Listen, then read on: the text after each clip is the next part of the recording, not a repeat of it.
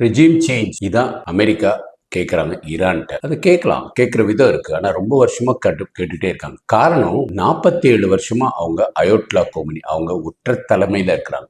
இந்த ஒற்றை தலைமை தான் எதிர்க்கிறாங்க உலகத்துல. ஏன்னா இப்ப இருக்கிறது எங்க பார்த்தாலும் மக்களாட்சி இருக்கு. இதனால நிறைய பெண்கள் பாதிக்கப்படுறாங்க. அவங்க கார் ஓட்டக்கூடாது, இதை பண்ணக்கூடாது, அதை பண்ணக்கூடாது, நிறைய கட்டுப்பாடுகள் இருக்கிறாங்க. பெண்களுக்காக சில தலைவர்கள் வந்தா அவங்கள ஒன்று அரெஸ்ட் பண்ணிடுறாங்க, கொடுமைப்படுத்துறாங்க, சித்திரவதைப்படுத்துறாங்க. அவங்க நாடை விட்டு வெளியில வேற அகதிகளாக இருக்கிறாங்க. ஸோ இதனாலதான் அமெரிக்கால இருக்கிற சில ஈரான் மக்கள்லாம் ஒன்று கூடி அமெரிக்கால இது ஒரு முக்கியமான இதாக கொண்டுறாங்க. ஒற்றை தலைமையை எதிர்க்கிறது உலகம். அதுக்காக தான் இந்த போர். இந்த போரை இந்தியா ஆதரிக்குமா அப்படின்னு கேட்டீங்கன்னா, இந்தியா பொதுவா எந்த நாட்டுக்குள்ளேயும் அவங்களோட பிரச்சனைக்கு உள்ள போக மாட்டாங்க. அவங்களால நமக்கு ப்ராப்ளம் வந்துச்சுன்னா போவாங்க. உதாரணத்துக்கு ஈரான் சுத்தி இருக்கிற நாடுகள், ஈவன் இன்க்ளூடிங் துபாய், குவைட்ல கூட பாம்பு போடுறாங்க. சுத்தி இருக்கிறது அவங்களோட முஸ்லீம் நாடுகள், முஸ்லீம் நண்பர்கள்ட்டே பாம்பு போடுறாங்க. அது இந்த ஒற்றை தலைமையில இருக்கும்போது அவங்களுக்கு ஒரு மனவியாதி மாதிரி ஆயிடும். சுத்தி இருக்கிறவங்க கூட இருக்கிற இன்னர் சர்க்கிள் சொல்லுவாங்கல்ல, அவங்கள மாத்திரம்தான் அவங்க நம்புவாங்க. மக்களை நம்புறதுக்கு பதிலா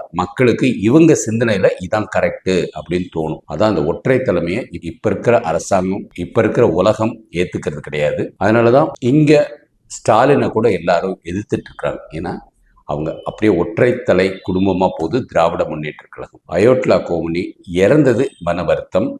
அவர் ஒரு நல்ல தலைவர், நாடை ரொம்ப பாதுகாப்பா வச்சிருந்தார். ஆனா அந்த ஒற்றை தலைமையை மாத்துறதுக்கு அங்க ஒரு போராட்டம் தேவை. அங்க இருக்கிற மக்கள் அவங்களால செய்ய முடியல.